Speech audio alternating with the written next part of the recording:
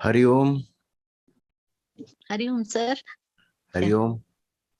Gajananam bhutaganadisevitam kapittajambu phalasarabhakshitam umasutam shokavinashakaranam namami vigneshwara padapankajam. Guru Brahma, Guru Vishnu, Guru Devo Maheshwaraha, Guru Sakshat Parabrahma, Tasmai Shri Gurave Namaha. Om Shanti Shanti Shanti. Hari Om. Thank you. Thank you, sir. I think some of the students have been thinking it's 8:30, right? So the topic for today is the effects of transit of planets. Some of you are already aware of this. But before beginning, or am I recording it? Yes. Before beginning, the exact, whatever we want to talk about planets, can we try to compare this with something to do with human beings without astrology, without reference to astrology? Most of the time we said that it's easier to learn astrology if you think of planets as human beings, right? It makes our job simple because it's all about human beings. So when we said a planet is happy or angry, or a planet is exalted, debilitated, everything is only about us. It's nothing about the planets.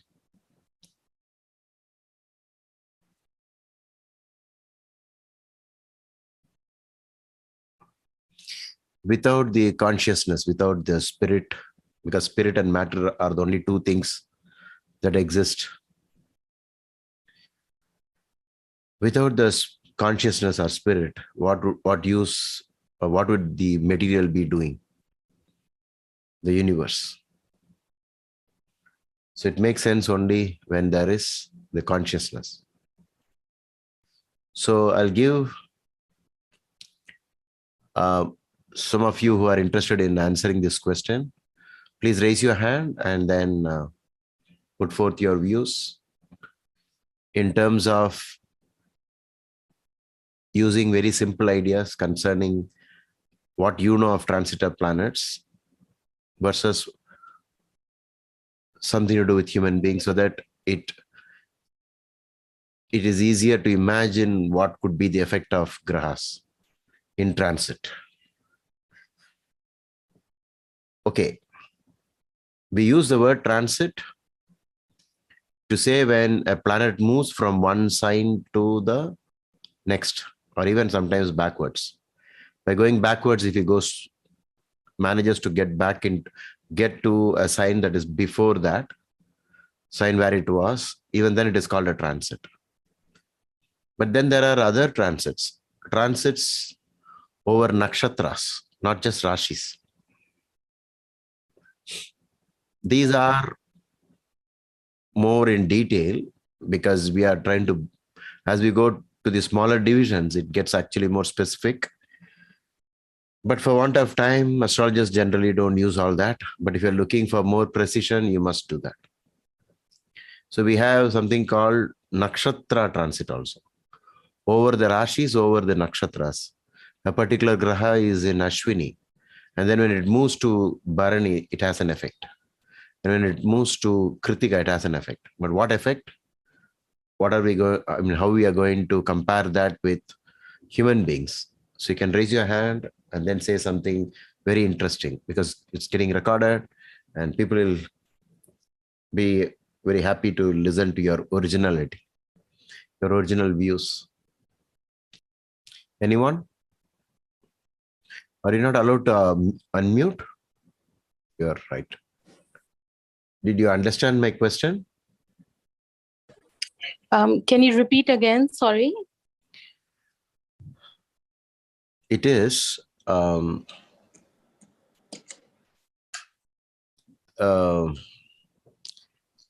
we always compare planets to human beings. Yeah. So based upon that, can you come up with some ideas when we talk about transit of planets? Jitesh Kumar has taken the risk of answering the question. Sure, Guruji. So, if we compare planets as, if we just put planets as human beings, then each of them have their own nature. And as they move, as they transit, it's almost like meeting in person. If you compare it as a person, if it's almost like meeting people with different attitudes and different characteristics. So if you go meet a guru, then your behavior is very different. If you go to visit a prisoner in jail, then you feel apprehensive and you have a very different outlook. As the planets transit, we associate different characteristics with them, and hence we also imbibe those characteristics as they come closer or go farther, and as they go into particular houses which represent certain characteristics. Okay, you combined two things. Okay, you spoke about getting into a new sign is equal to a person going to a particular place, right? He's right now in Tamil Nadu, then he is in India, now he is in USA, now he is in Africa, and so on, right? Definitely there will be an Yes. effect because you will not be the same everywhere. That's good. And then I think you mentioned meeting people. Meeting people is comparable to planets. Where human beings meeting a person is comparable to a planet. Let's say Mercury in the sky meets up with Venus. So what is the meaning? What is a meeting? Exact conjunction is a 100% meeting. And normally it is understood as 10 degrees in either side is good enough to cause a reaction. If you're very close. If you're very far away, the other person might not even notice you. So just imagine this. When will you see a person in a crowd? Or what are the chances of seeing a person? Seeing a person, possibilities are when you're very close. Okay. But there is this possibility that when you are in a particular place, from there, you will look somewhere else also. Maybe with a binocular or some other gadget. Most of the action movies, you'll see people get on top of something, and from there they'll keep looking at a place. That is called aspect. And to aspect and to look at a place, you need to be stationed in a particular spot that gives you an advantage of seeing a particular house. Only if you get there, you can see that house, see that building. Okay. So I think we got started. If you have anything else to say, which we have not spoken now, anyone else has another point to say, very interesting point, as comparable to transits versus human beings, please put forth your views. To speak, you have to unmute. I actually, sir, I'm Divya this side. I have something to ask. So I've been studying. So for example, for a Leo ascendant, I suppose Saturn is transiting the 7th house, for example, if I'm not wrong. So does your characteristics, okay, God bless you. Can you hear me? Hello? Please continue. Yes. Okay, sorry. So yeah, for a Leo ascendant, Saturn is transiting the 7th house.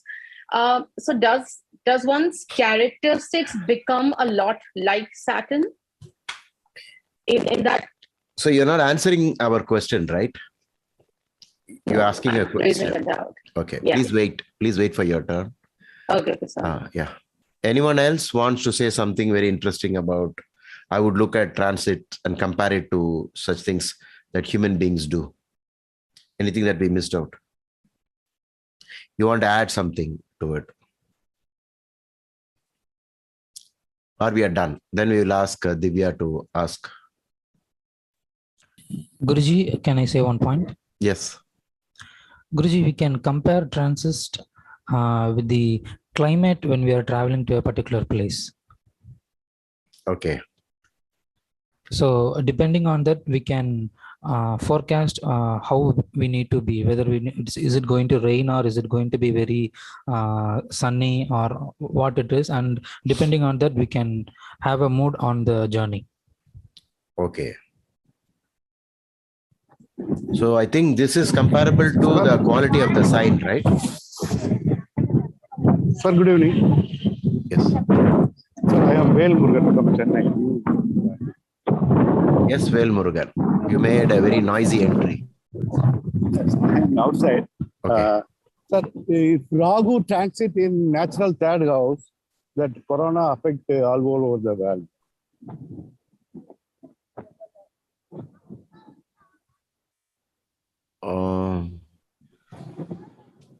Okay. You're saying something that you observed, right? Okay. Yeah. Would you want to relate it to something about something more specific, connecting to the virus? Yeah, Rahu is main for virus. Rahu is the graha for virus. Yeah. Any reason? Reason, Yeah. I don't know, sir. I think Rahu, I learned.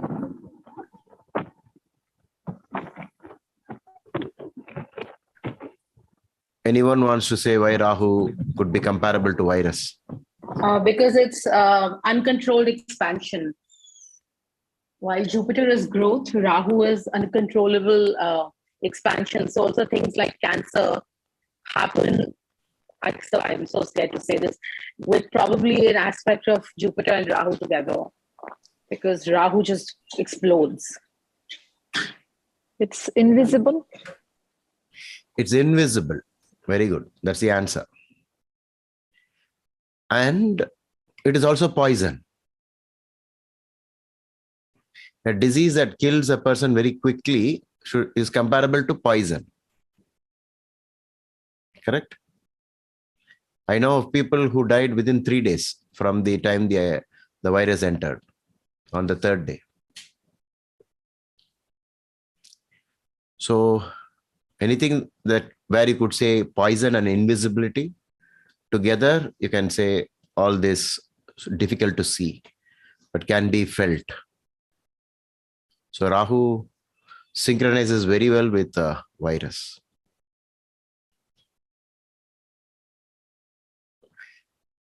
Talking about that transit, anybody remembers that when the COVID started, where was Rahu?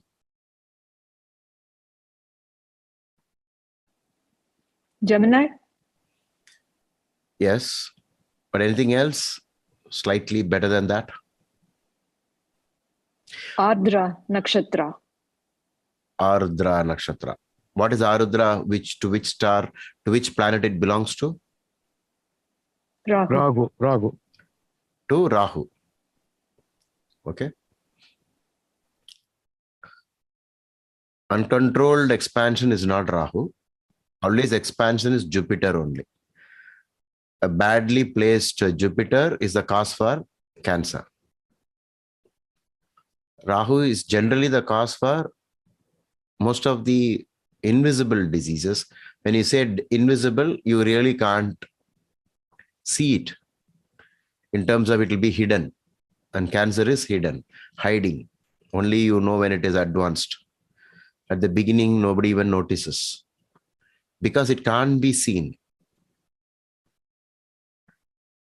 Okay, so now we come to another point in transit. Who is transiting? Who is this person? We are talking about somebody moving from one place to another or meeting up with people. But we are now interested in who is this person? What is his nature?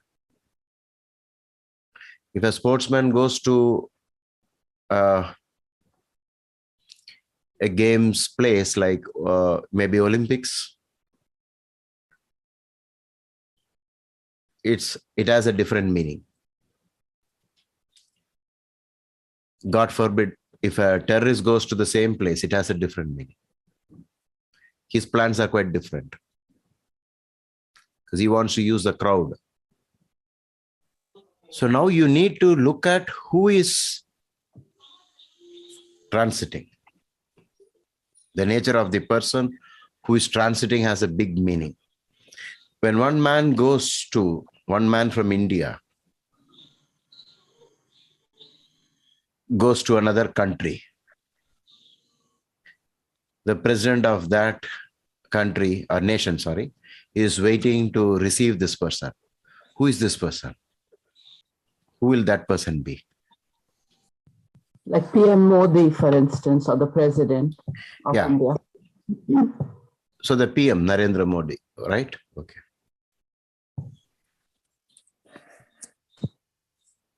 And so what are the meetings that will matter? It's just going to a particular place. Who meets who will make all the difference. So within a particular place, there is a particular building. This is the parliament. They're meeting in this place or that place.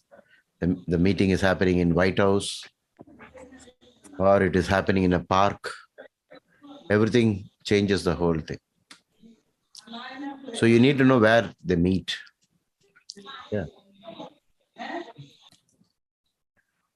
Do you think that we have covered all aspects of comparing transitor planets with human beings? Is anything left, you think? Something else you want to add? I think we covered aspects.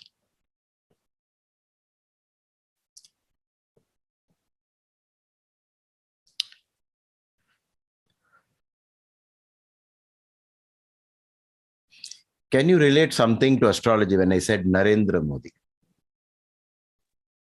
Anybody?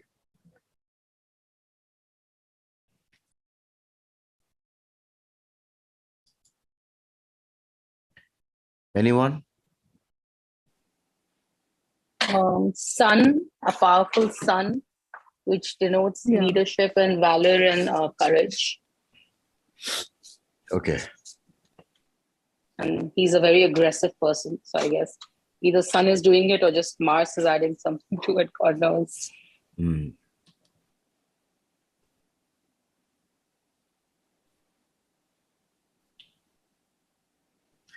Something connected specifically to astrology when we compared it to Narendra Modi. As against if Sonia Gandhi visits another nation now, can you connect that to Dasha and Antardasha? Okay. So you need to keep an eye on who is ruling. It makes a big difference. When someone is not in rule, when they go to places, it's quite different. When somebody as a ruler goes to a particular place, there's a big difference.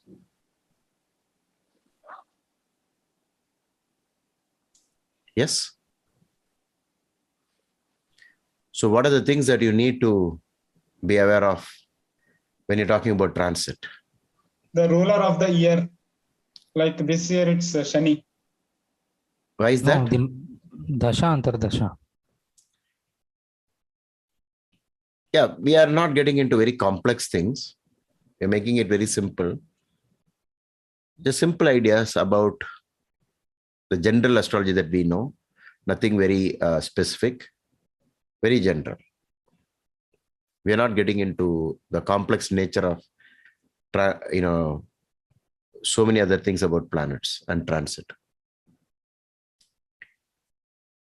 I think we have covered, right? Anything else you think at the fundamental level we could have said this for a particular, in comparison to human beings?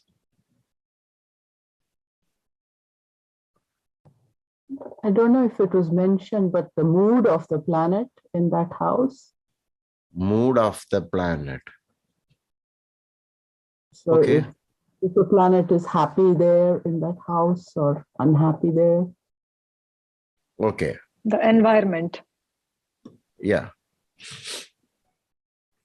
I think in the beginning, somebody said about in which Rashi, but you are making it more specific now. Correct? You're making it specific. That. So when would you say that the planet is in a very good mood?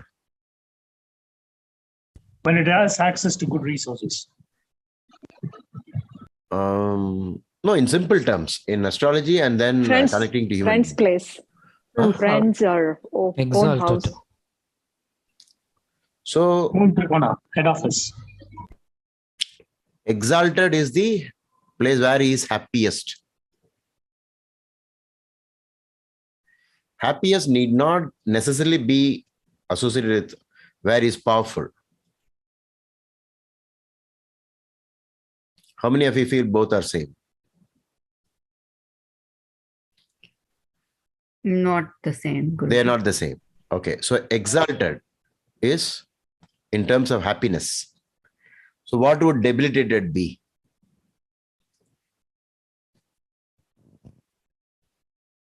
Unhappy. Angry. Unhappiest. Okay. Unhappiest. Or yes, somebody said angry. Okay, very good. Most of the textbooks say, huh? They're like proud and ashamed kind of. Which one? Debilitated. Huh. Exalted is very proud. He is very proud there. Okay. That avastha they say, lajjita, Okay. garvita. Yeah. You're not getting into the specifics like those terms. You're just making it very simple.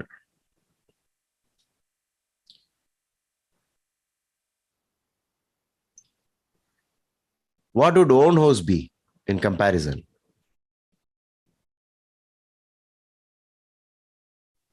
Comfortable, happy. Comfortable. Yeah. In own house, it is more to do with whatever the planet's function is. It will do it at its best. Okay. Function.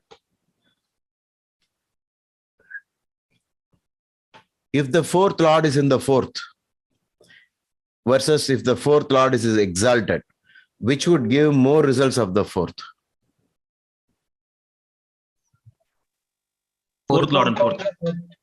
So from that, you know, in terms of function, it is always Swakshetra is superior to exaltation.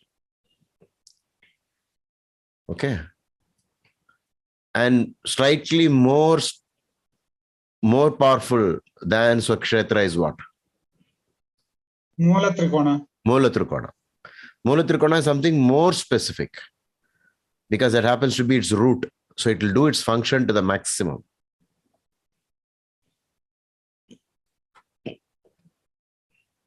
Okay. In friend's house? Joyful. Is it only mood there or could it be some function? Only mood or function? How many of you say mood and how many of you say function?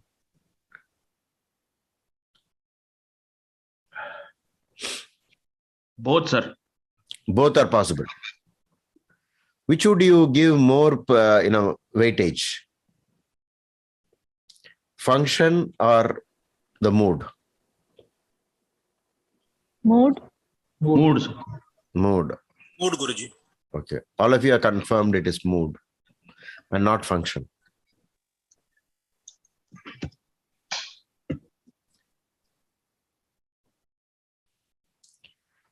Yeah, that's very difficult to answer, but it has more to do with function than the mood. Sir, an example, sir, like function as in how. I was thinking an example where, like, if Jupiter is in Venus house, then the results would not be the same because it's an enemy's house. So their function is playing a role, whereas the same, Jupiter in a friend's house.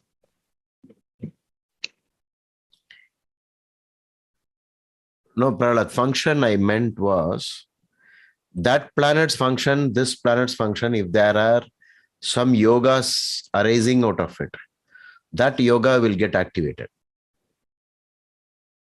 Okay? It's more to do with function. But does it include responsibility? Like if Venus is in Jupiter's house, then Venus would be owner of some bhava. So is it that function of its own house function?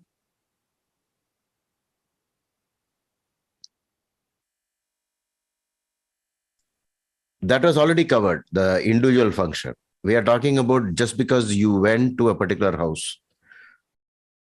What is the function?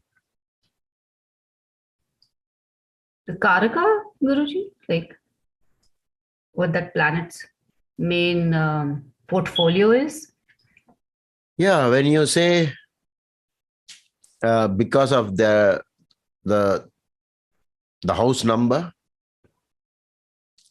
and then you connect this to that, there is a new function now for this planet. It's not about the mood.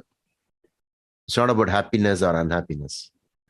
It is about what it will do there. Can you give an example in terms of human beings? Guruji, how about an example in terms of the chart? Like if Saturn is in the 11th house, but in enemy sign Leo. Okay. How would it function? Libra ascendant.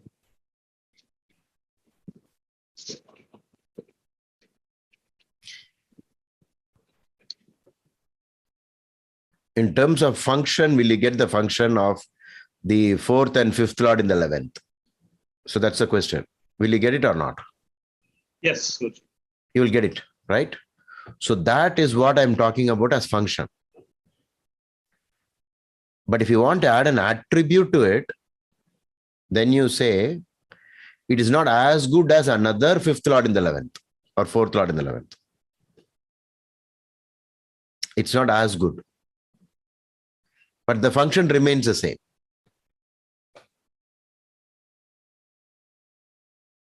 Because it is a sambandha, a connection. And then Saturn will do certain things. Are we not reading all the charts only using this idea? Are we talking about the mood of the planet, very happy, unhappy? Or are we talking about results? So I'm trying to see if we can come up with some ideas about some examples like human beings. Somebody like this went there and then this happened. Now there's two things that can happen. One, I went there into a particular house and out of that, I had to do something in terms of function. Or I met somebody. Somebody would be another planet. Actually, when we're talking about transit, we're not supposed to talk about the birth chart.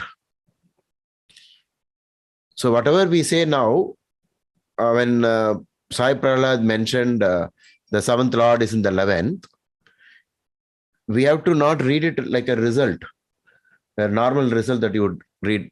Okay. You will read it as that particular planet is getting connected to Leo in transit. It's not the same as how you read a natal chart. Therefore, the answer should have been, it's bad. That particular Saturn will be bad. Okay. With regard to the effects of the 11th house or significations of the 11th house.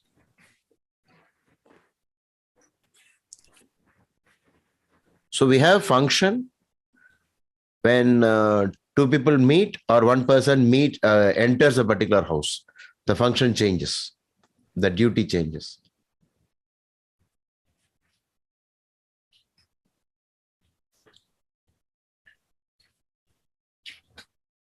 Guruji, this will be used in Prashna, right?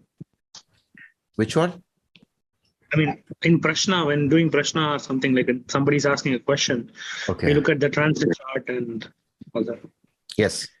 In Prashna, it is extensively used. These ideas are extensively used. Okay.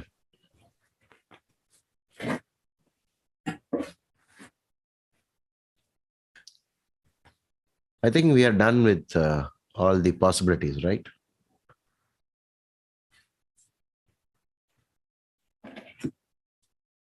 Yeah, sometimes in a particular horoscope, you will see what is called a stellium, Stellium, stellium. What is a stellium? 4 planets in one house, more than 4. More than 4. Okay. Yeah. So if anyone has many planets in one particular sign, that sign becomes very sensitive to the transit of planets over that. It will trigger all kinds of events. And what are the events? That is a different point. For that, you'll have to actually start looking at when is this planet meeting the first person in the crowd, then the second person, third person, fourth person, and so on. And it'll be very interesting to study these things. But if you want to get specific results, then you will have to connect it to the natal chart. Okay. And when you're not talking, please be on mute. Okay. Sir, even Ashtaka Varga also depends for transit.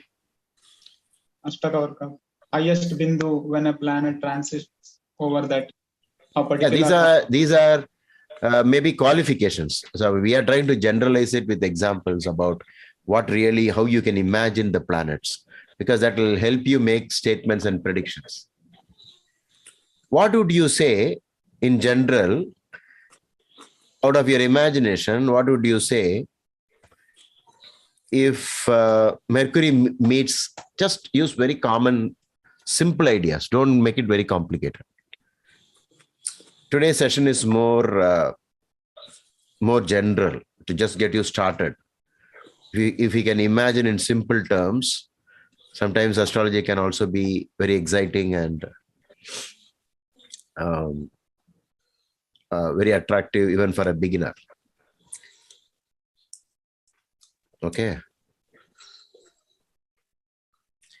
What would happen if transit Venus meets up with Mercury? Out of your imagination, say anything in random. Don't bother about, even if it is almost looking like,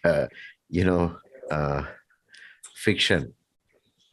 I mean, you appear like a fiction writer. No problem. Whatever you want, you say. Guruji, girl meets a boy. Girl meets a boy. Where is the girl? Where is the boy here? I mean, child. Child. Mercury being child. You want to say Mercury is the boy? Children, yeah. Somebody's background noises. Yeah. The problem is if I force mute on everybody, then whenever you have to talk, the interaction will go away. Only I have to press the button. So right now I'm just co-host, so we'll handle it. I'll make you. Yeah. Thank you for being a volunteer. Okay. Thanks. Maybe Kishore can also help me in this to silence people. Sure, Guruji. Usually after repeated telling, if you do that, maybe I'll guess your Rahu is afflicting your Jupiter. Okay. So Kishore also, I made him a co-host.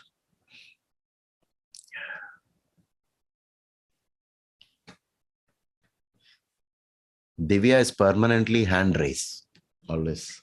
I'm the curious case. Okay. So Mercury and Venus would be, as he said, if it's a girl meet a boy, then I would say a beautiful girl. No, I didn't say girl meets Not a boy. you. Okay. But somebody said. Okay. So it'd be a beautiful girl and an intelligent, wise man. An intelligent man. Okay. Wise.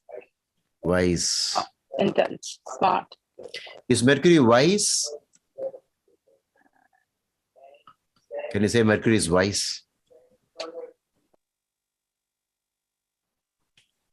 So can we say beauty meets brains? Brains, okay.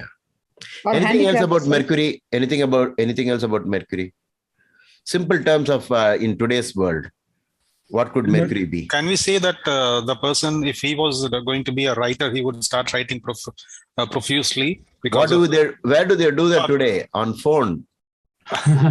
Yeah, communication. Communication. Yeah, texting continuously to a girl. Then they would be doing gaming. Gaming. Oh, okay. Gaming. Okay, from pleasure, Venus, and then activity with the fingers. Yeah. Sir, on handicrafts, sir. Handicrafts. Okay. How about So music, phone- Guruji? Music would be rapid. Music. Okay. You're doing like this. The fingers. Good. A phone relationship, like a virtual relationship, because it's phone and it's communication and with a girl, a romantic phone relationship, probably. Okay.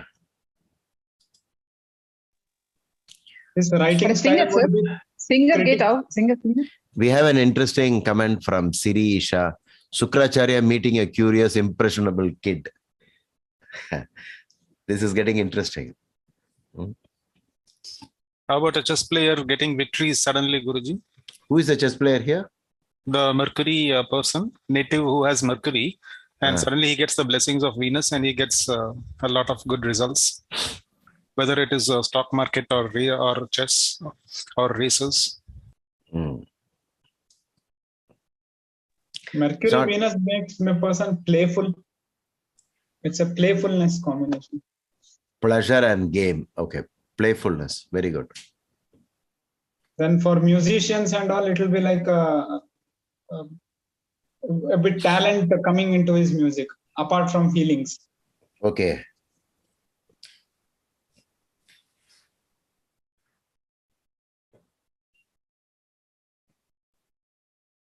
Vishnu Lakshmi Yoga.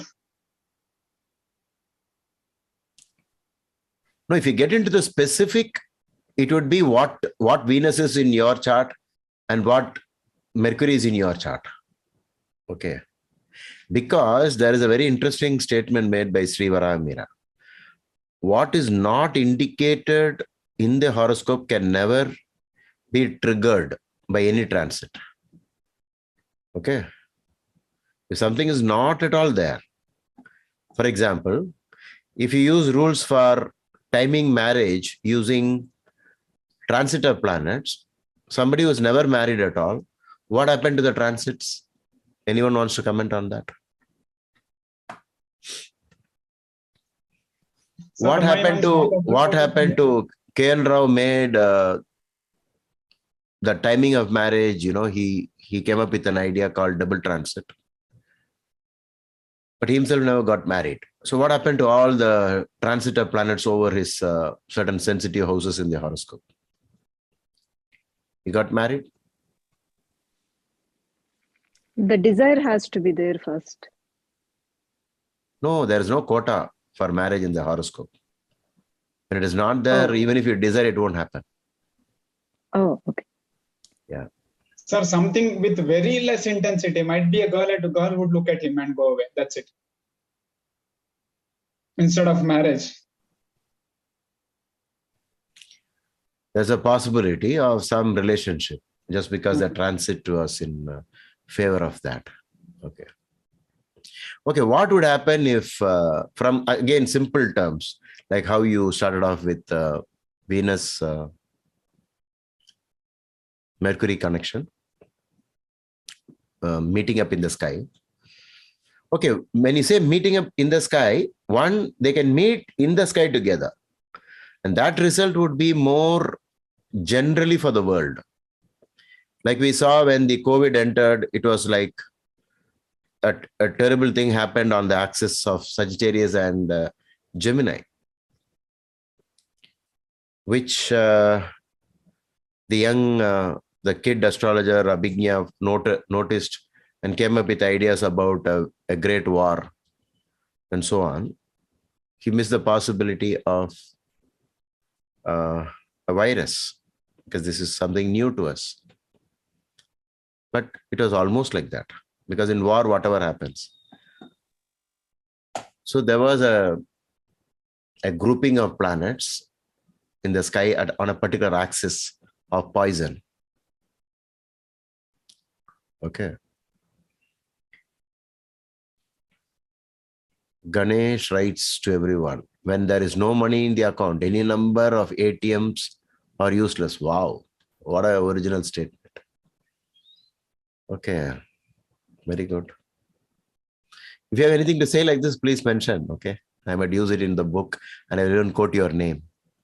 But the only thing is I will not know your full name. I'll have to say Ganesh told. Okay. There was one saying I heard from a South Indian traditional astrologer, okay, that if the vessel is small, if the vessel that you came down with when you were born, if it is small, how much ever it rains, you'll only gather that much. See, there it is only the quantum, the quantity. Okay. Here it is whether the event will happen or not. Just because you talk about transits and you read a book of transit, when this comes here, marriage, but then there is no marriage at all for this man or for this lady. Then what would you do with that? If this planet comes to this house, birth of children in Faladipika, but no child at all, childless, then what happens? So that means you have to first ascertain what is possible for this person. And from that, you'll have to say, whereas the example that you used was in terms of the quantum. Yes, how much? there was this Tamil word called Settila irukkudu, something like that. Okay. Sir, one comment on this. One person, there was one interesting where they say that Dasha and Bhukti are like central and state government, and transit is like Gram Panchayat. If only Gram Panchayat is favorable, then also you won't get anything. So everything has to work in line so that the benefit comes from top to the last user. Okay. The state government and central government idea I've been using from the year 1995. Okay. But I never used the Gram Panchayat idea. Okay. Sometimes even the Gram Panchayat, if it denies or if it wants to willfully delay, they can do some microscopic adjustments and delay, Guruji. Okay. So even state and central government, they will only pass the order, but the actual implementation is done by the Gram Panchayat level, grassroots level. There, And if you don't rub the proper person's hands with oil and grease, okay, it may not there's no happen. bribing, so right? yeah, it is the other way around, Guruji, actually. Okay. But Soumya has a point. She says there's no bribing in the the cosmic system of karma. Okay. So. Won't remedies be like in a way like bribing, but not exactly? It's not bribing. Instead of the word bribing, you have to say donation. Okay. Donation is equal to the bribing part. The praying part is like when you meet a VIP and ask them, can you help me out in this? And somebody who's very powerful and he decides, okay, I'll give you this opportunity. I'll give you this, maybe, sometimes in India, you will see the chief minister suddenly saying all loans waived off. That's all. So far, they'll be perfectly accounting it. And then suddenly it disappears. The loans disappear just because a statement was made. Like that, we also have to give this, always have to give that possibility that if somehow God can still do it, maybe in the last minute, some changes can happen. Like we have some stories like Satyavan Savitri, where Savitri doesn't give up. But whatever the story means, I do not know, but it is like unrelenting. So that would be like our equivalent to our Mahamrityunjaya. Keep on chanting Mahamrityunjaya. Make sure that Lord Shiva responds. And then you cross that period. Okay.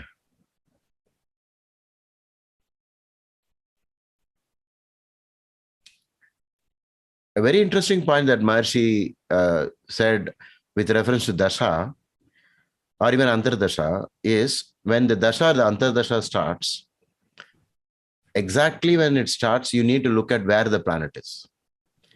He says if it is in Swakshetra, it will do very well. Okay. Even exalted or Swakshetra or Mulatrikona, it will do very well. And accordingly, let adjust it to all the other, I think what Anand used the word avastha, right? Guruji, an example would be like, for anybody who's having a sun Antardasha or sun Mahadasha, sun is exalted right now. Right now, he will have an advantage. No, it is not about whether you are having sun Mahadasha. Maharshi was very clear. He said, when the sun Mahadasha starts, in this month, for somebody it starts from April 14th to mid-May, when sun is exalted, that person will have an advantage because the starting. In India, in the current transit, the Rahu is also nearby with the sun. So how would that story play out? No, because there is a Rahu there, there is an eclipse, so it won't work. Yeah, you're right. Because eclipses always spoil the planet. Especially Rahu spoils the sun during this crossover points, that eclipse points. So, sir, the same happened. Sorry, 1 second. The same happened with me. So moon. So I have 4 planets in my 10th house, moon being one, and I have an exalted moon. But under Rahu moon, I was dead. So moon did not benefit me one bit despite being exalted. Yeah. I was suicidal and how, like crazy. Thank God you lived to attend our sessions. Yeah, just finished my Rahu moon. Okay. So does it apply to Antardasha also, or it's only Dasha? What is peculiar about Rahu moon? Depression, anxiety, suicidal, going crazy, asylum. This is ferocious. There There will be some Hallucination, sir. attack of ferocious animals like that. Attacked by animals. Attacked by animals, okay. Attacked by evil spirits. Yeah, evil spirits. What is evil spirit? What is the how the modern science looks at evil spirit concepts? That cannot be explained by science. No, they see as psychiatric problems. Yeah, they see it as a psychiatric problem. So therefore, hallucination, all this imagination. I see somebody standing there. It's just a piece of cloth hanging there. And in the night, when you you suddenly wake up, maybe you're thirsty, you want to go to the restroom, and suddenly you see your cloth standing straight, and your fears, all that gets compounded, you have a heart attack. And then you say the person passed away because of, or was frightened, or even they'll claim that there was a ghost there. So it's a thin line actually. It'll always get mixed up between the real spirits and psychiatric problems.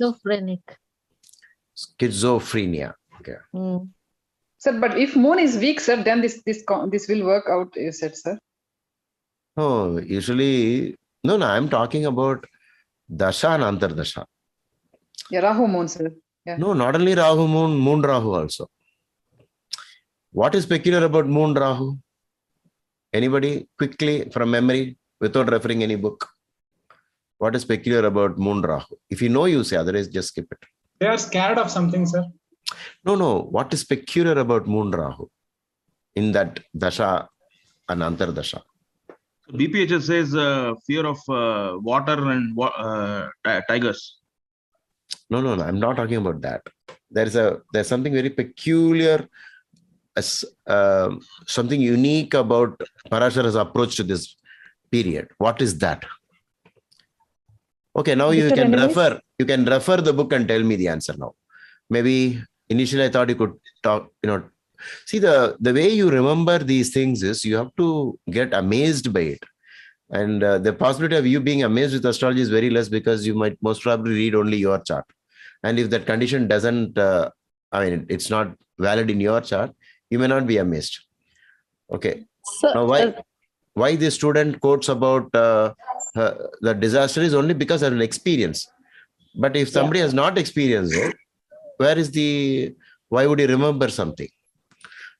Okay. So anybody wants to take the effort of going to BPHS volume 2 and read Moon Rahu and immediately tell me what is so peculiar?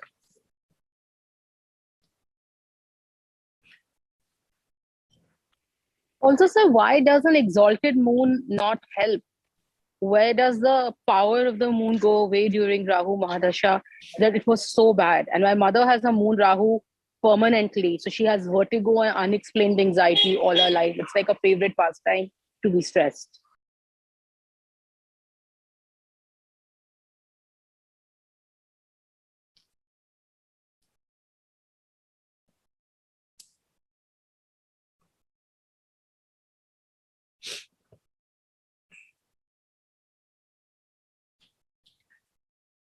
If you want to talk about the good side of planets, then the planet should be undisturbed. No disturbance. Sir, danger from snakes, sir. Let's say. No, that is not. I mean, that is not something very peculiar. Mm-hmm. Okay. Anybody can. Now you have the book, right, with you? Yeah, I am seeing the book, sir. Yeah. I'm looking at Okay, then I'm not giving you the answer. Maybe the next session I'll give you the answer. it. Okay, sir. Okay, all of you can keep it in your mind.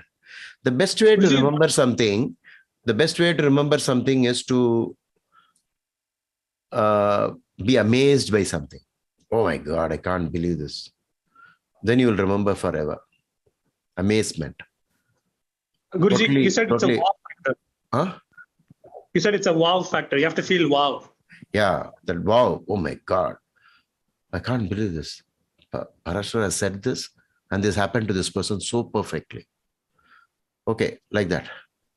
So both good and bad. Yes. Yeah. So now the point is, when you go through the dasha and antardasha, you can pick up some message, a hidden message within those paragraphs, and try to use that when it comes to meeting of planets in the sky.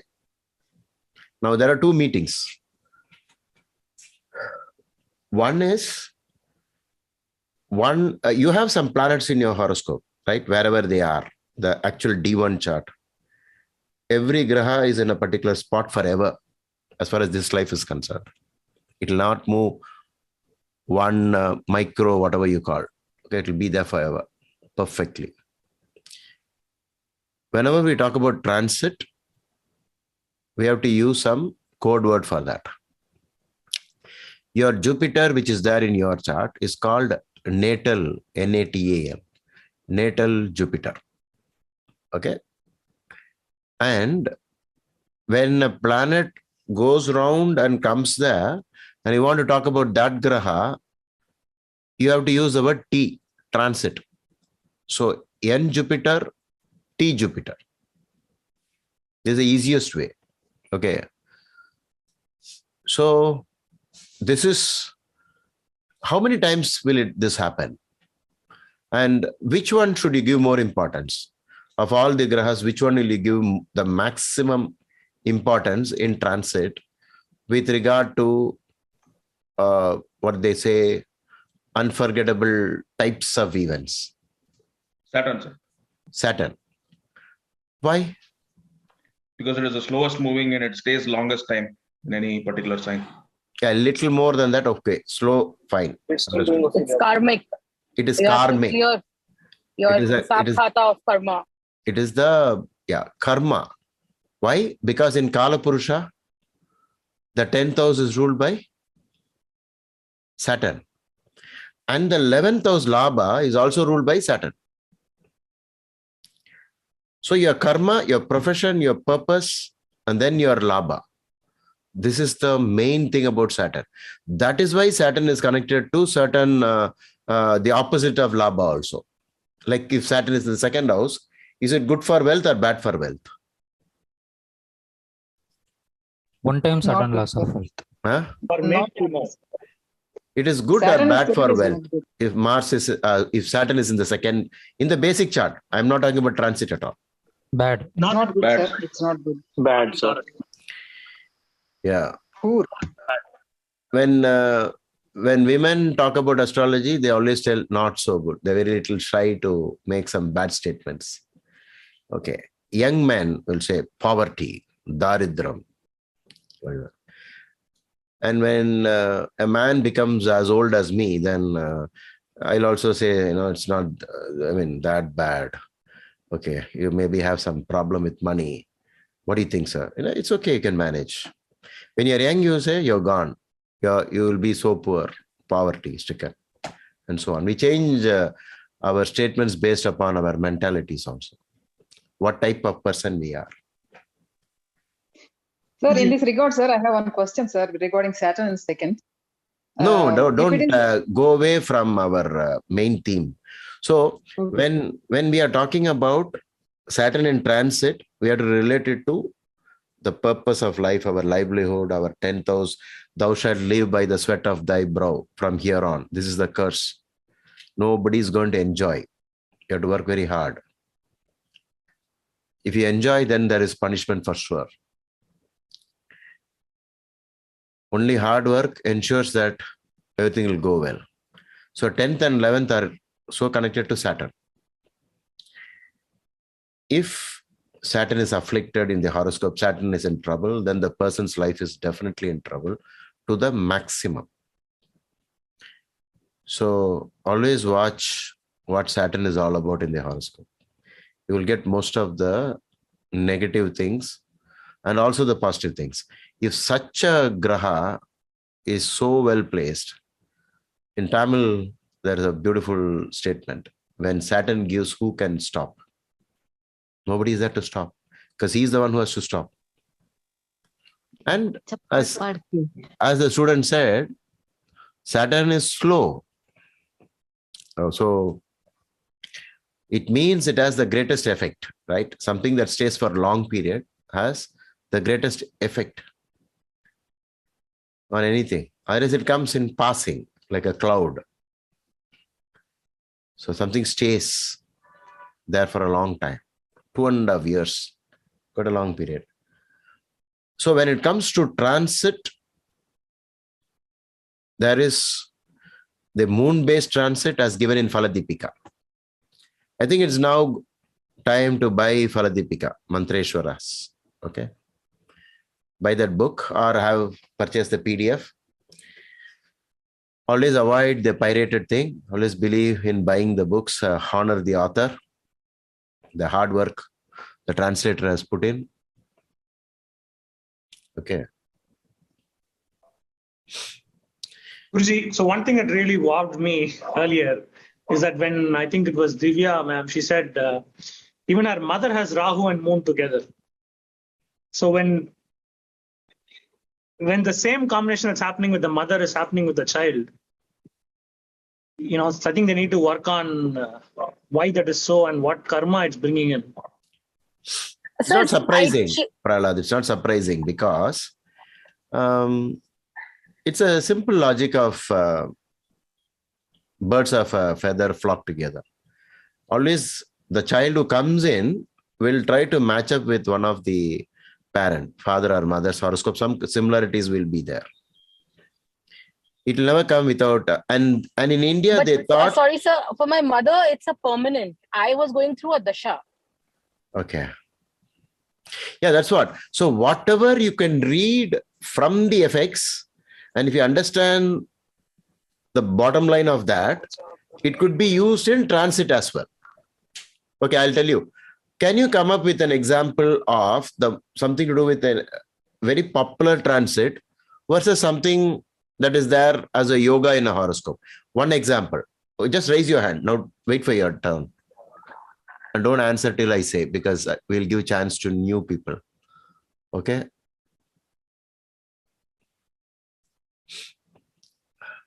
Only 2 people?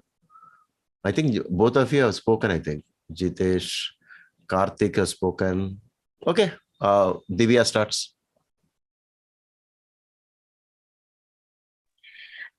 So you said the best transit and something that forms a yoga, right?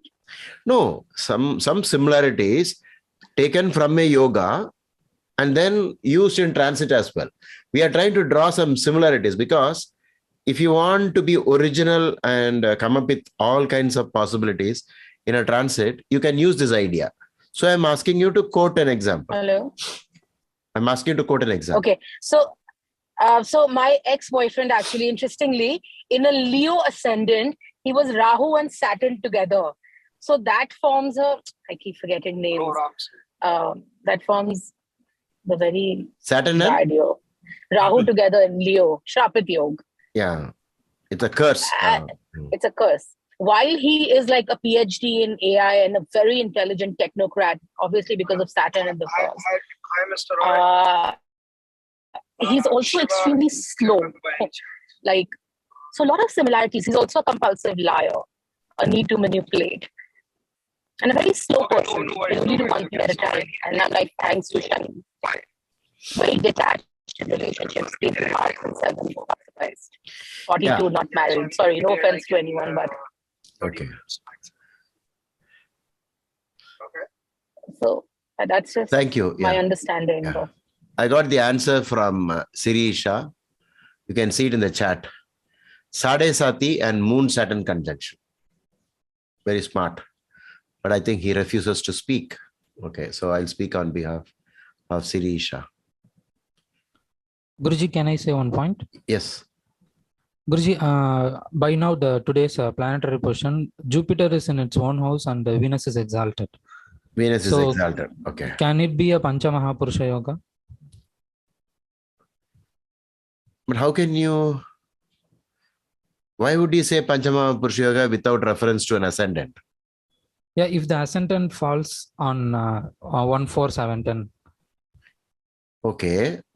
But how will you relate that to somebody's horoscope and say this is a Panchamahapurusha Yoga without a reference to? Whereas if you had quoted some other thing, like for example, I have read in Jupiter Mahadasha, Venus Antardasha, or Venus Dasha and Jupiter Antardasha. If they are well placed, then Maharshi is quoting these possibilities. Maybe I would use that as a general thing for the world because these two planets are right now together.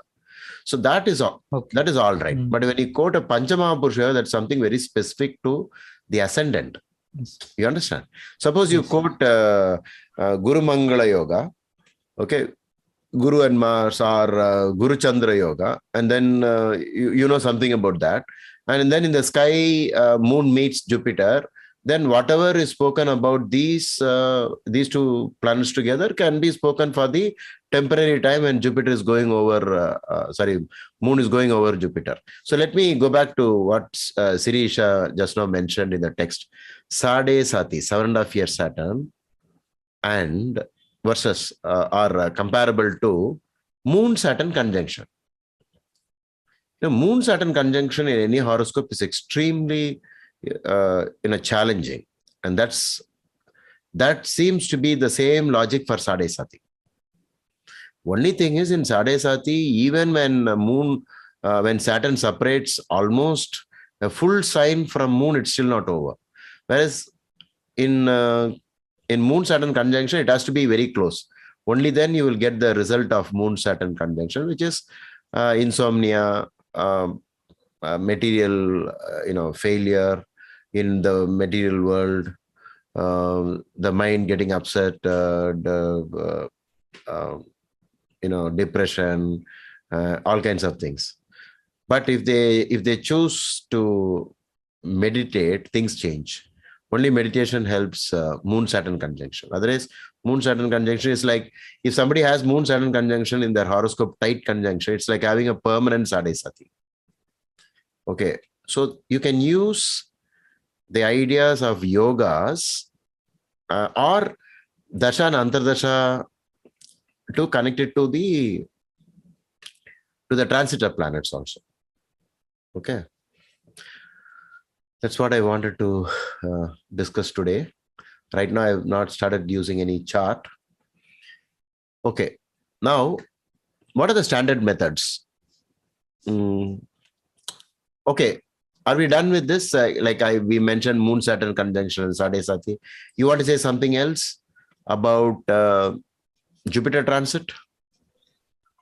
Guruji, I was going to say Opposite is also we can see Jupiter Moon. They call it Gajakesari Yoga, but Jupiter transit over natal moon is Janma Guru. It's not a very auspicious transit. Yeah, sometimes we have contrary results. That is connected to the moon sign of the person. Whereas in the sky, separately, when moon Jupiter meets, it's actually good. Okay, there are some special rules like this. You're right. Because Faladipika says over the moon when Jupiter goes, the person is in trouble. And we do not see any logic at all in that. Okay. But yet, it has disturbed a lot of people. But I think it's something to do with maybe more factors than just that. That when Jupiter goes over the moon, it gets troublesome. Usually, you have to use some extra, make it simple. When you want to say something challenging, it is mostly connected to malefics. And whenever you want to say something blessing, prosperity, blessing, happiness, you always relate it to Jupiter. I think that's the best way to simplify this. Okay. So for Guru chant. Yes. So for Guru Chandal Yoga, there's a Jupiter transit. So in modern world, is Guru Chandal Yoga, I suppose, is considered good in Kali Yuga. So how does that affect? Why do you say in modern times Rahu Jupiter conjunction is good? Okay, I'm getting scared answering this, but okay, this is your original view. Okay. My brother has it, so I'm putting 2 and 2 together for all traits.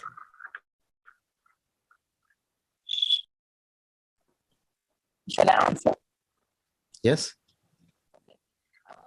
My very tiny understanding, and I'm very sure I'm wrong, Rahu being expansion and Jupiter being wisdom and intelligence, it expands there, also makes a person very manipulative.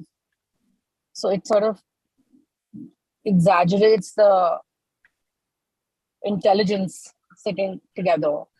So you're saying in modern times, exaggeration can also be, fetch results. In business, it works, right? Like, okay.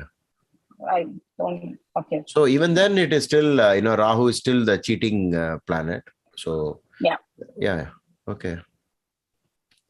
Like this, we have some rules about the time that we are living in. For example, the movie people, the cinema, the heroes, especially the heroes, or maybe the heroine also.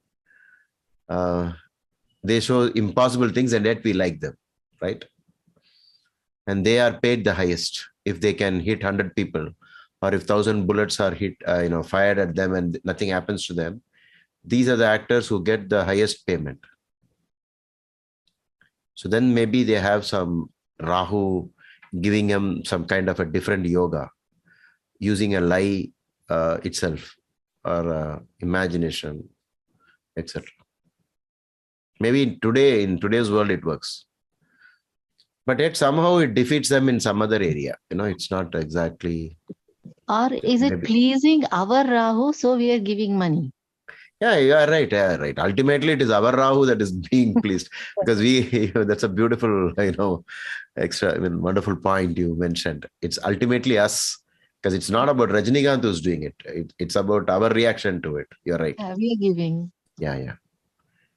And I always see the bottommost people are the one who claps the loudest when Rajinikanth or the hero hits somebody, whereas a little qualified person, he just looks at it. He's not impressed. Okay. Yeah. Guruji, earlier you said, what is not indicated in the chart will not be triggered. Okay. Does that also apply like for D1 chart and Navamsha chart and other subdivisional charts? Anything, Prahlad. If it is not indicated, because so many afflictions are there, even if you use any other logic of timing events using Dasha and Antardasha transit, whatever you use, it's not going to happen, because it's not there at all. You understand? When it's not there, how is it possible to cause that? So when I read this statement in Brihad Jataka, I was very much impressed. I never forgot that rule. so much. I always think about it. First of all, is it indicated in the chart? And that's the hardest thing that we'll have to do in astrology. See, sometimes I have wondered, they say something about the chart, and then I say, I wonder, how did this happen? Then I scratch my head, and the client notices. Then they say, don't scratch too much, because we are hiding an information from you. So ultimately it will come out, but only if the client is very good, they will admit.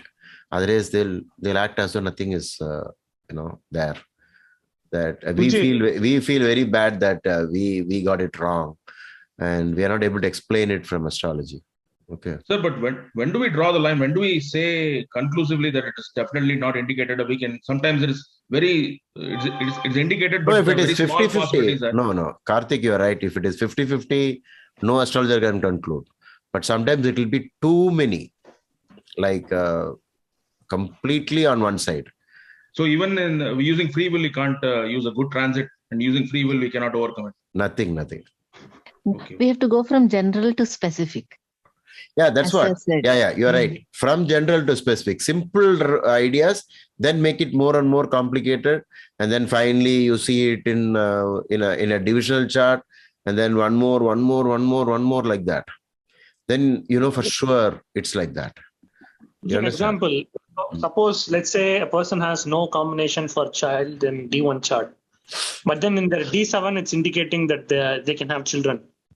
No. You have to start from there and come here, because if you do the reverse method, going to the Saptamsa first, you might be wrong. It is like a funnel idea, no? Like on the top, it is wider. And then as you come down, you go to the more specific things. So you start from there at the top level, simple things like fifth house lord in the sixth house, or seventh house factors for marriage and so on. And then you got it. One more reason. And then finally you end up with, actually at that point, it all depends on how much you can get into the details. Like there was one reading where I almost concluded it's bad. I was sure about that, but then finally I looked into the description of the Sashtiyams of that planet, and there was this term that actually said no children, the end of the Vamsha or something like that. So using that as the final, we can say the last straw, then we concluded, okay, then it is impossible. So, but it's actually, you can't repeat it all the time. You won't get consistent result in astrology. Like in any activity that you do, if you play a game, you will know that today you do very well, tomorrow you are not, and Sachin can hit 200 runs, and next day he would be out at 0. Okay, things can change, but it's the same person. Like that, the same astrologer, sometimes on a particular day, maybe he has his own horoscope and karma, or maybe that day is good to for him, and then you come up with this. See, for example, 2 days back, Chandrashtama day. yeah, so many things. When was Rahu Nakshatra? Just yesterday? Yeah, yesterday. Okay. I discussed so much about Rahu for a particular person. And after I finished the consultation, when I closed the book, I realized, oh my God, today it's a Rahu Nakshatra also. The horoscope had no future at all. And after a very long time, I spoke from first line to last line, only negative things. And then when I finished it, I closed the book, then I realized it is Arudra. Okay. So the day of, in every day, there is a nakshatra. That nakshatra will have a lot to do with certain things. But what is that nakshatra? It is again moon, the mind indicator or whatever you call, even it's a carrier of karma also, because our dashas and antardasha is generated from moon's point of view. Our rebirth is because of the moon. What is the wowing factor with the moon? You want to say something about the moon? Why is it given so much importance in transit? And just make some random statements. Nothing astrology, pure science. Just say something. Wow, I can't believe this. Something like that. Moon is water. Moon is your mind. Moon is your emotions. Moon is everything. No. In fact, a strong moon in the chart. Nothing about astrology, I said. The nearest heavenly body. Okay. Beautiful. Fastest moving in zodiac. So non-astrologically, moon is how you look at directions on the oceans. And if you relate it like this, it kind of directs your life as well. So moon nakshatra will probably direct your present moment or present day. See, one is, again, you've gone back to astrology. I'm saying something from a scientist point of view. No belief in God or astrology. Simply tides, Guruji. Can we say the flow of water in the brain, Guruji? The blood and water in brain state of mind is controlled or impacted by the... See, the problem with that kind of a discussion is it affects all human beings at one time, right? So how would you say it is affecting you and me differently if you use a logic like that? I'm, the moon is connected to the high tides. I am so many % of water. And but that is only for you. No, it's for the whole world of human beings. All the 7.5 billion people in this world. So during Amavasya and full moon, I have often spoken to a lot of people because I started noticing this. Mood swings happen the highest.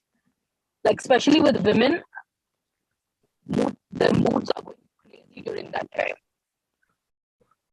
Okay, maybe this is from a scientific point of view, but generally the word lunatic was taken from that, lunar. But you know what? In medical world, they don't believe it even now. They don't believe that you could go, off on a new moon day. There is this that moon gets its light from sun. It reflects the sun's light. So it's basically the reflection. Your mind, it's the reflection of your Atma. So it depends on how you are.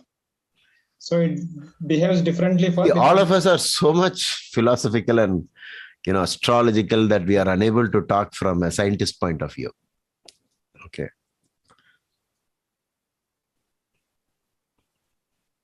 Guruji, when I used to work in the ER in the hospital, I remember the orthopedic department used to keep track of this Amavasya and full moon because they knew a lot more road traffic accidents come on that day. So whoever had duties to kind of regret it. Thanks, doctor, for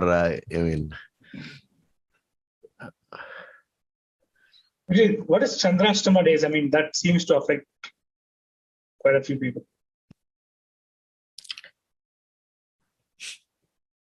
Actually, my point of view about Chandrashtama is that when you're already in a bad phase, like a dasha and antardasha, bad dasha and antardasha, in Sade Sati or maybe bad transits like Jupiter, both Jupiter and Saturn transits are bad according to Faladipika from moon, and then Chandrashtama happens. Everyone can feel the effect of Chandrashtama. When you're in good times, you wouldn't even notice Chandrashtama. Okay, it's something very important.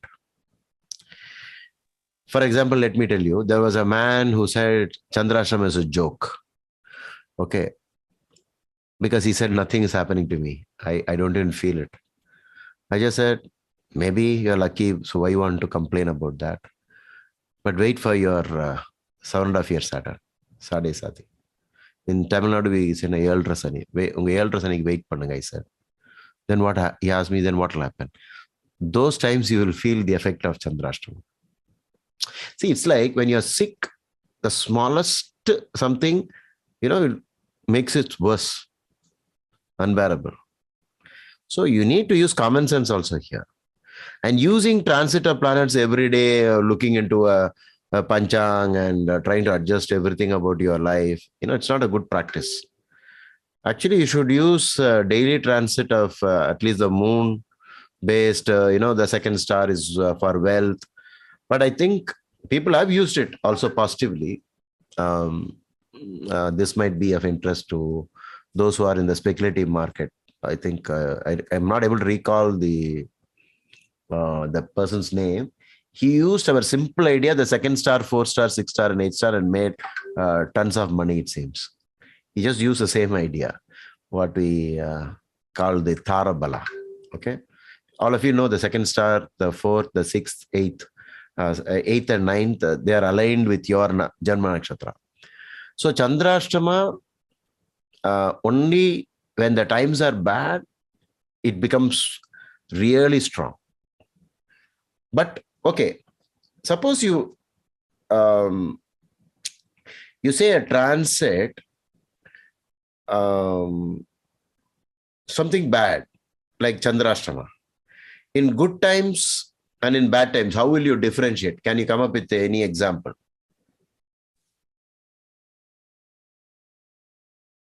This is a beautiful point I'm going to tell.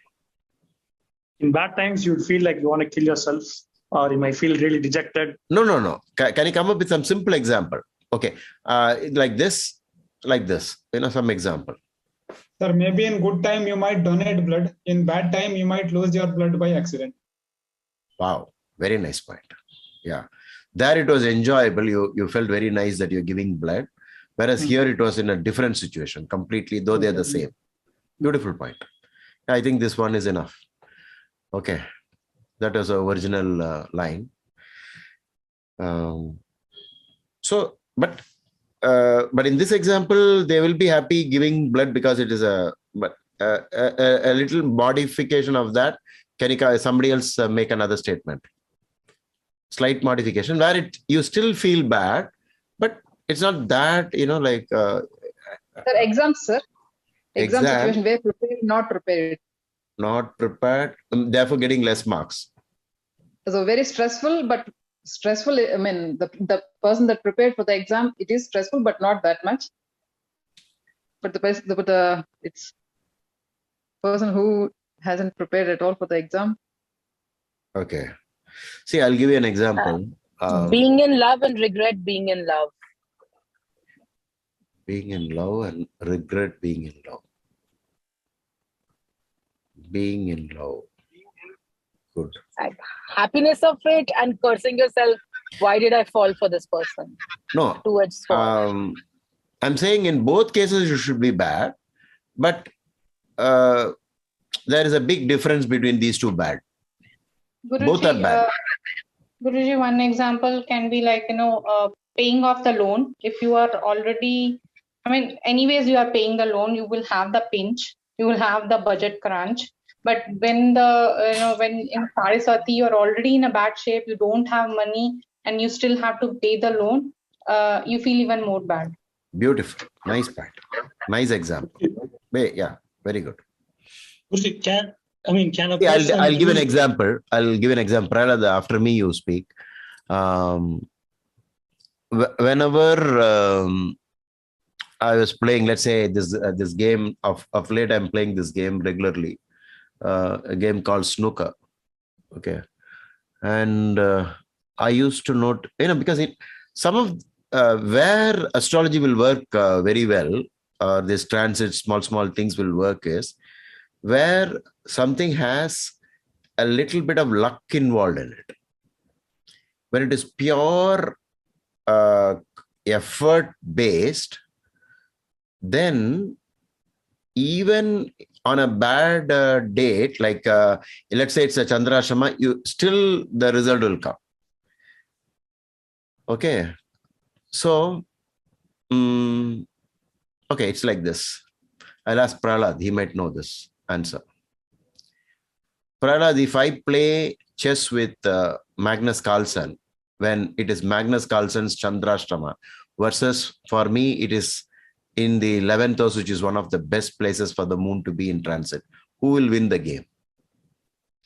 he will win by playing blindfolded, Guruji. So, and I can play the whole day and I will not win a single game, right?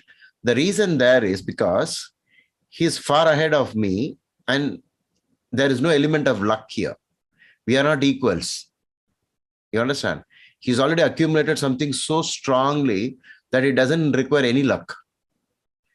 But when will he face the problem is when somebody who knows something of which he also knows, both of them have something in common. Maybe he goes up to 6 levels, this guy goes up to 5 levels. But on that day, when it is his Chandrashama, that day he will falter and he will lose to a smaller person, but not to a person like me. You understand? Like he lost with Pragyananda. He lost with Pragyananda, who is way down below him. And that would be because on that day it is like that. So, okay, now it is only hypothetical statements we are making. But I'll tell you, I've used my entire life to study transits. Any event happens, I will spend time thinking about where the moon is, what happened, where is the planet and all that. So in games where a little bit of luck is there, which people themselves know, I don't think in chess you have so much to do with luck. But in many games like playing cards, it's a combination of luck and intelligence. Like that snooker is somewhat, because you hit, it goes off somewhere and knocks another ball. And the fellow is not even aimed it, it goes into the pocket and everybody knows it is a fluke. So in games where there is this luck factor, whenever I am in a bad day in terms of Tarabala, I will see that even my intention was to do something nice, but it causes a foul. And the opponent, he played the wrong shot, but still the ball went to some other pocket. And on that day, on those days, I always felt that element of the bad luck so strongly. And on one day, I defeated almost all the top players in the club. And that I know is because of a particular star where I always get success. But if I go one step further, and then try to play with the world champion today, Ronnie O'Sullivan, it will never happen. So it is only in comparison to the level of luck and also what your horoscope is capable of. You'll have to combine everything together and say. So the common thing I tell everybody is the beggar on the street in front of the temple, for him, Jupiter will come to good place, Saturn will come to good place. So what happens to him? If Sade Sati is on for him, what will happen? He will say he's already in trouble. So it's not going to matter. No, from his point of view, he will see the difference. Whatever is his world, he will see the difference. It's always with reference to your world. Enough food, eh? Huh? But you don't have any clothes. You other guys, eh? Oh, you're talking to yourself. Okay. I thought you were talking to me. Sir, what was that moon non-scientific explanation that you were looking for? How it affects? I think we lost that thread.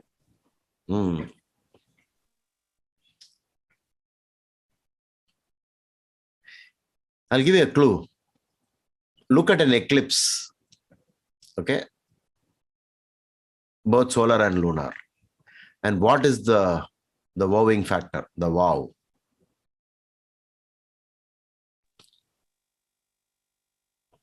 In the morning, there is darkness, sir. There normally the sun shines. Okay. What is involved? What are the bodies involved in an eclipse? Both solar and lunar. Moon. Only 3 of them. Sun. Right? Our Earth, Sun, Moon. Right. Now with this 3 inputs, can you say the wow? Axis. What is the wow? Shall we keep it as homework for next week? We'll have a 1 week. Guruji, can I try, Guruji? Yes. It looks like the distance of the sun and the distance of the moon and the size of the sun and the size of the moon are the same because of the distance, Oh. So I don't have to. So Kishore, I don't have to take it to the next week. You already answered it. Oh, you gave me a chance, Guruji. With your permission, I gave it. Yeah. Okay, now can anybody develop on that, whatever Kishore said? Sorry, I didn't catch that, sir. What was it? Kishore, please repeat because I'm... So, see, the sun is actually so big in the solar system. How can the big? moon? It How is, big? I think, 108 times the size of. I'm not sure, Guruji, but I might be wrong. Okay. And it is 108 times or something. I'm not sure the distance I'm talking about. And it's such a big graha that to imagine the moon eclipsing the sun is all a magic of mathematics. The distance is 108 times. Am I right, Guruji? The number 108 is Yeah. They did a lot with 108. Okay, it's all surprising. Okay, every scientist and most of the spiritual masters of today, they have used 108 and they use it as many times as possible in so many ways. And as astrologers, we have used it like 27 nakshatras into, 27 nakshatras into 4 parts is 108. So those of you are interested in this 108 connection, I leave it to you. You can do your own research. But just to help you with this answer, I mean, the best way to remember these things is to be bewildered and say, "Oh my God, I can't believe this," and that way you'll have great memory. In a movie, you're actually going through that every minute. You're thrilled by what you see. That's why after 10 years, if I show you the same movie and stop and say, what's the next scene? You will definitely tell what is the next scene. Most probably you will tell. Okay. So I'm going to show you this. Where am I?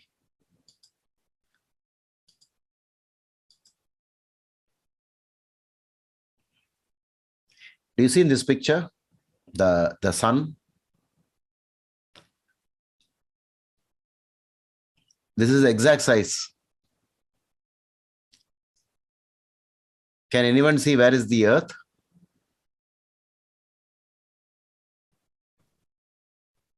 So you're the blue colored object, third this from one, the sun. This one.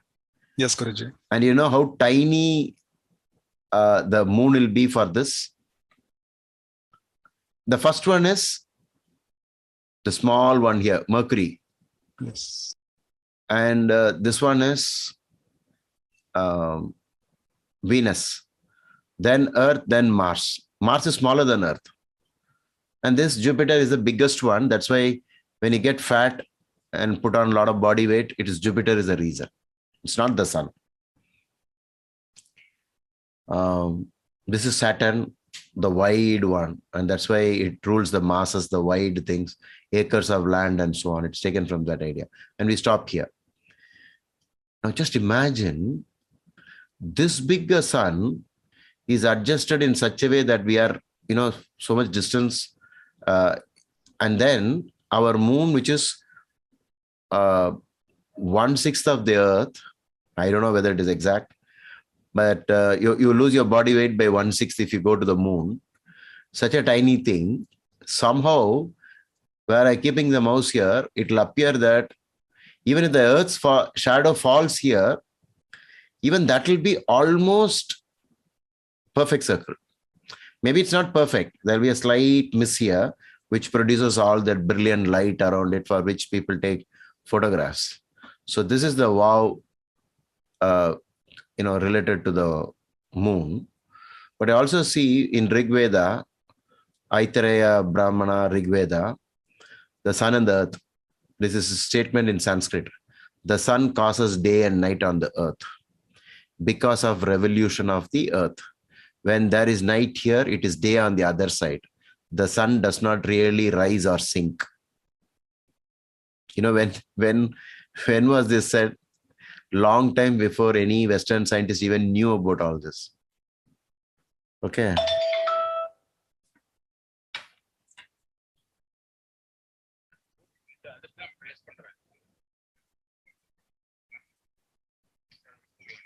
என்னதுங்க இருக்கா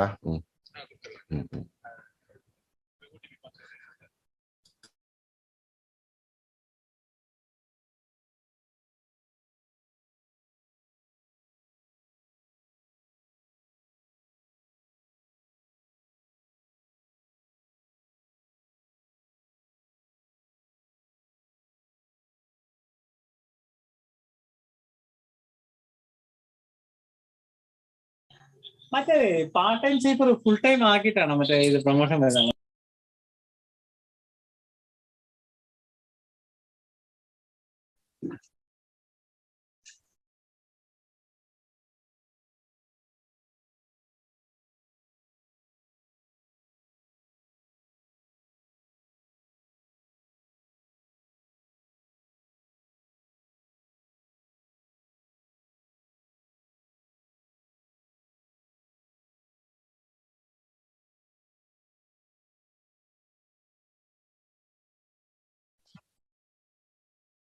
Guruji, you are speaking to mute. Yeah, sorry. There was a phone call. I had to take that call. How many of you are amazed by this? Or you say, so what?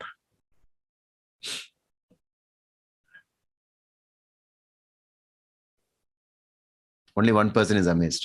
Jitesh. Geography, I mean, they say that some scientists today are saying Rig Veda is at least 20,000 years old. No, I'm not talking about Rig Veda at all. I'm talking about such a big thing and such a small earth and then such a tiny moon. They all are in such distances. So perfectly aligned. What does that lead to if you wonder about all these things? A scientist might say God is a mathematician. Yeah. And there's one more, Guruji. Like scientists have told that if the distance between sun and earth were to be even slightly different, then life would not exist on earth. Yeah, it So will it go looks up. like it The has been a temperature will divine either plan. go up. The temperature will either go up and melt all the, the Arctic and the Antarctic, or the entire place, all the water will disappear in evaporation. It looks like it has been created by divine It has been hands. beautifully designed. Okay, so people ask for proof of God, and it is all over the place, but nobody seems to care. We are taking it for granted. Even now, at least 50% of you will say, so what? If all the sizes are same. It's nothing big. Okay. It's called the Goldilocks zone, where Earth is. It's a scientific term called Goldilocks zone. Yeah. And Guruji, this again going back to the same question, you mentioned that moon affects everyone. Like if you talk about eclipse or if you talk about moon and mind and water, Exactly. it affects everyone. But what is the other part you were trying to refer to? Like how do we? No, the astrology part is totally different, because when somebody takes birth, let's say during an eclipse or during an Amavasya, and for that person, what moon is that? For him, it becomes the 12th lord. For another person, it becomes the second lord, and it keeps changing. Then it is quite different. Okay. So where is the problem? If you move, therefore, we should accept the general statement. The general statement is, yes, Amavasya is bad, but not as much. Paurnami is not that bad. Okay. Only Amavasya is very bad, because we have, though on these 2 days, the tides are higher than normal in the sea. The ship captains know that. But still, the Amavasya alone is taken as a fault. Krishna Paksha Chaturdasi is taken as a fault. The repetitions. Okay. The repetitions. Okay. The repetitions about, whatever the rishis have mentioned about these peculiarities, like it is so evident. The results are so perfect. It is repeating so many times. That's a complaint about astrology. It is not a repeatable science, because in science, the main yardstick is, sorry, just a sec. So, sir, I'm born on Amavasya. Is that why depression is my best friend? You have to do what is called the Amavasya Dosha Nivritti Puja, given in the textbook. Okay. Despite an exalted mood. But by looking at your exact, the way you communicate, I don't think you are having any problem. Okay. Guruji, I am Vel Murugan. I born before Amavasya Pattarai Karanam. Do you have to any pujas? Yeah, Bhadrakarana is also known as Vishtikarana. You are supposed to do, but that's not a very lengthy procedure. It's a very small procedure. But if you're born exactly one day minus Amavasya, it is called Krishna Paksha Chaturdasi, which is a Shivaratri. Okay. So it all depends on where you had, in which part of the Chaturdashi you were born. Okay. Which part of means? What is the, you have to divide that into 6 parts. Okay. And then find out in which part it is. And based upon that, you will have an effect. And usually the first part, if you divide it by 6 parts, the first part alone, it will come to 16%, 16.666% is not that bad. But beyond that, it affects us. But I think the last 2 parts are more bad. So if you're closer and closer to Amavasya, it gets more challenging.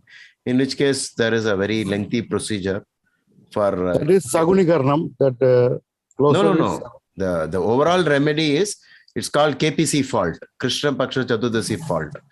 So there is a very lengthy procedure. I think it's very expensive in India. Those who know perfectly, they charge anywhere from 1 lakh to 1.5 lakhs for doing the puja. Oh. Yeah, it's a very lengthy one. That puja name? Krishna, I don't know what they say, but they say Krishna Paksha Chaturdasi Dosha Nivarti Puja. Okay, where it is in Kerala or Tamil Nadu? That puja, it is done by both in Kerala and Tamil Nadu, as far as I know. But I don't know whether, obviously it is all over India. The text is available all over India. There might be people, but only of which I know I can say. It is done both in Kerala and, but the rates might be different based on which team is doing it. You can do your own homework and find out. Okay. Thank you, Guruji. Sir, I just have one doubt regarding the avastha. Can I? Not at present, because I think we are still going with the transit. You just note that point, and whenever we are talking about, see, there are several avasthas. Okay, these are all, what to say, sometimes in astrology, like we studied so much in school, right? Of which of all of that are using it now? No. Like that in astrology also, so much will be there, but we won't use everything. Often we won't use. Like they say, Mritavastha planet is dead, but Guru is peak in Mritavastha, 5 degree. Sir, not audible.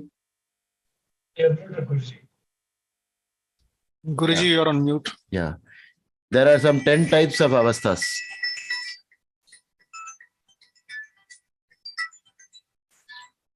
There are 10 types of avasthas.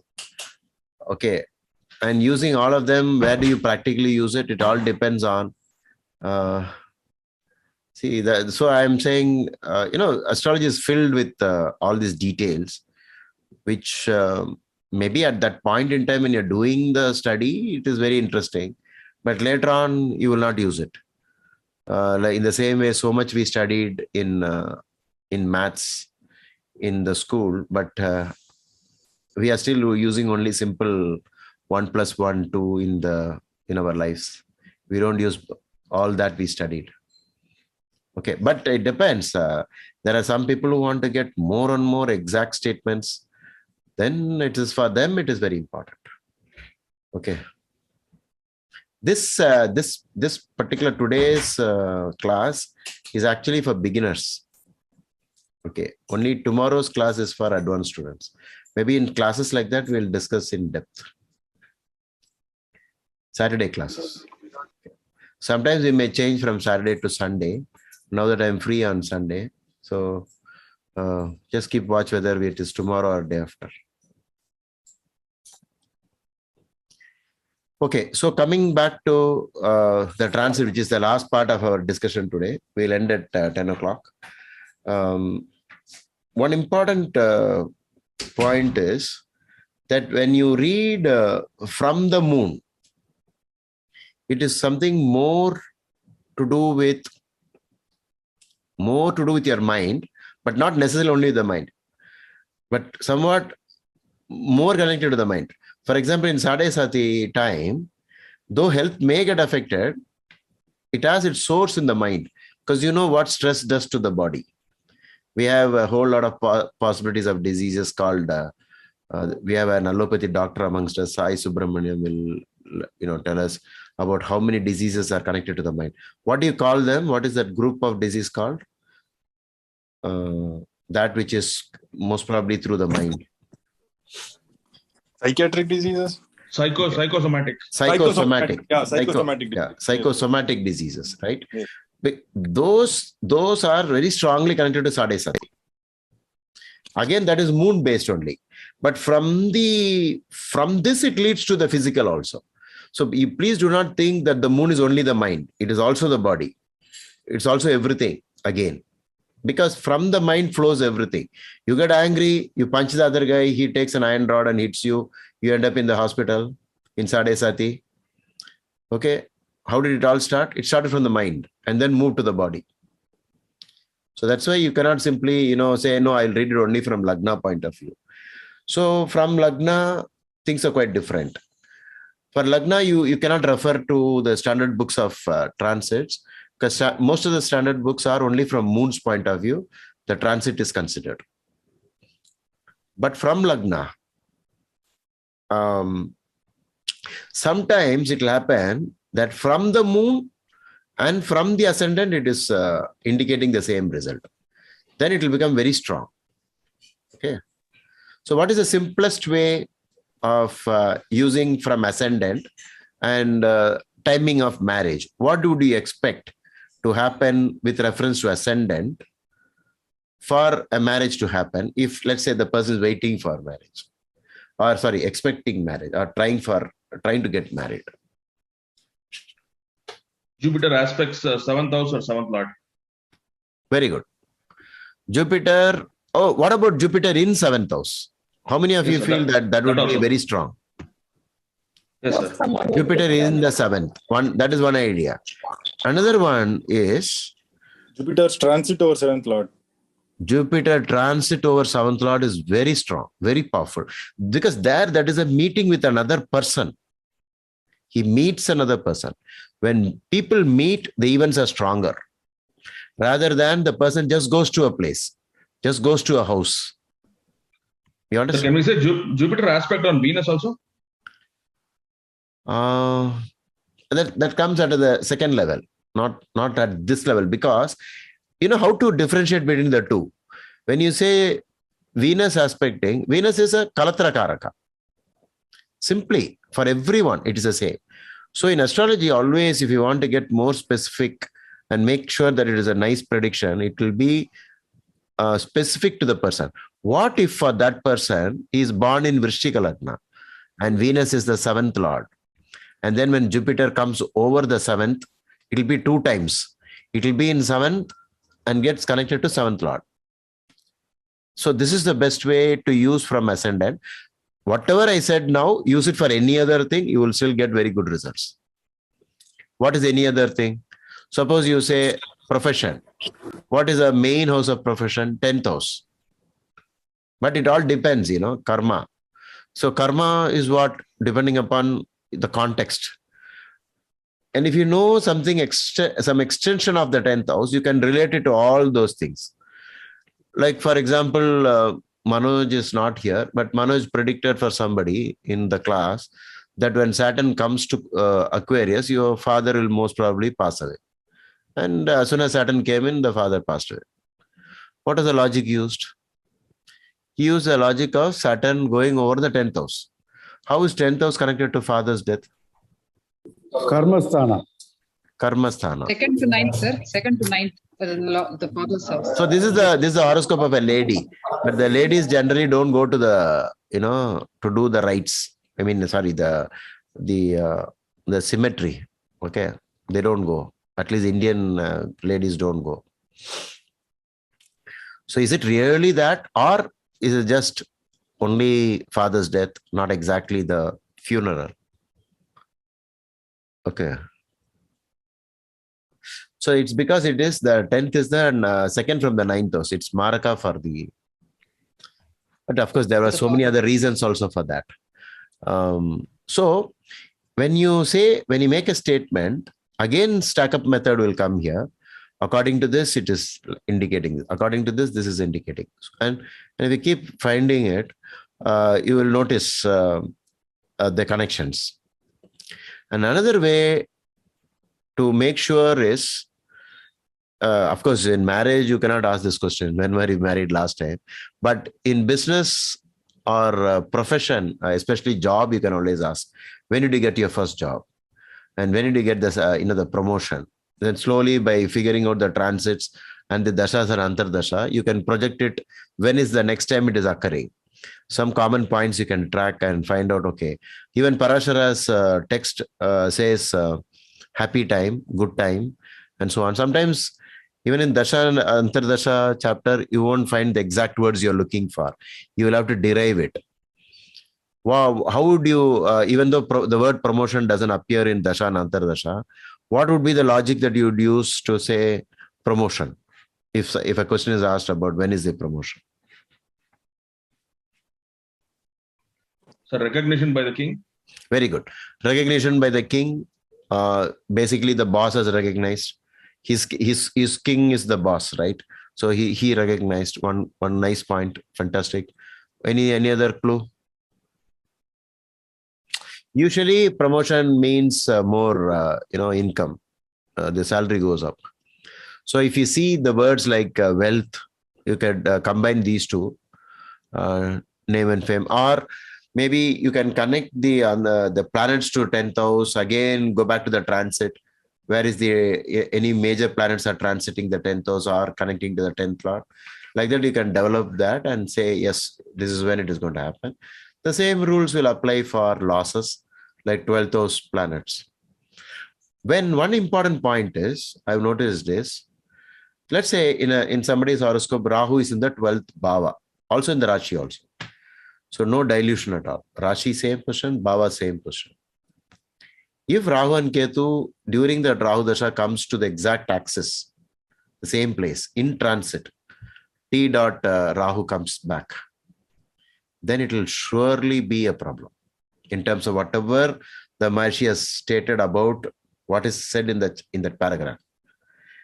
And what do you think will happen when the 12th house placed Rahu is? Again, you'll have to get the synopsis view of the horoscope. Whether this is jail, or is it hospitalization, or is it extraordinary losses, unbearable losses in business? Or foreign country trouble. Okay. Feeling imprisoned in a foreign country, being helpless, I don't know where to go, what to do now, and so on. So when you read any sloka, spend time with it in amazement. Wow, beautiful point. How did he say this? What a nice thing. Every time it works. So when you know that logic, use the same logic on transit also. Like, for example, natural malefics, when they go over the 12th house, the person's, if the Dasha and Antardasha is already mentioning foreign, then for sure the person will go abroad. Just malefic's entry into the 12th. So, like this, for transit, the standard book from Moon's point of view, extensive. Though I think in the beginning, Anand, somebody also mentioned there's more to transit. In fact, the most important thing about your chart, if you really want to use transit to the best of your abilities, is only Ashtaka only with Ashtaka. But we are not combining that today here. We wanted to make it very simple. And I think we have done it like that. Okay. Guruji, now a general question. Yes. Then we'll wrap it up. In today's world, people use debts especially the rich, they use debts differently. Like, in foreign, I know people who use debt as a way of not paying taxes. And they build their assets and all that. And one example I'll say is, you can take Apple. Apple has billions of dollars cash, but still, if they want to do a project, they go get a loan from the bank. They don't, use their cash. Okay. So what I say is, suppose we see in a chart that the person will have a lot of debts.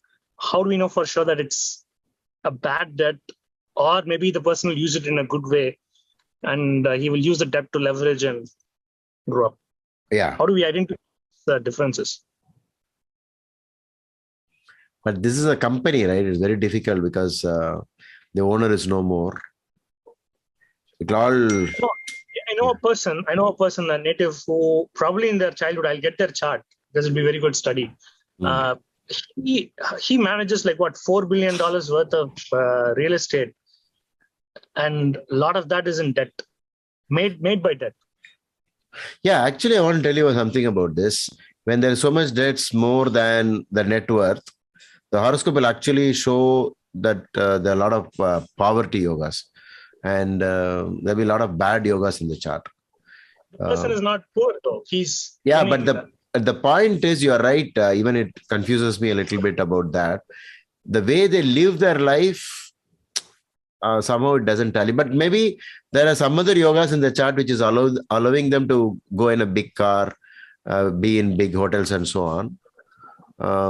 I had read the horoscope of so many people like that, but I found the horoscope was still weak only. But somewhere it is catching up. But there'll be other yogas in the chart which allowed it to happen. Yeah. Actually, yes, Viparita Raj Yoga or Venus in Binasharga having nice points, so he's just enjoying life. But sometimes eventually horoscope is catching up, karma is catching up. Somewhere they make a mistake and then come to the original position where they should be. It doesn't. Yeah. And actually, Guruji, like Sai, what you're saying is definitely a technique, but basically you don't use an appreciating asset, which is cash, into a depreciating asset, which means you don't spend it. You keep it aside as a backup, but you keep buying more things or debt. At the company level, it makes sense, but even at individual level, people do that. And if they're doing it within a balance, it is still very good lifestyle. But if they're completely basing it off debt alone, it is still debt. They are still in debt. So which means that it will still reflect, they don't have the actual backup or the money for it.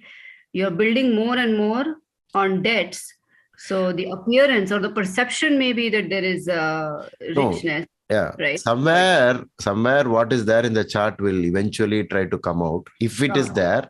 So maybe temporarily you see something, maybe they have some good combinations. They will see that. And finally, the other combinations also work.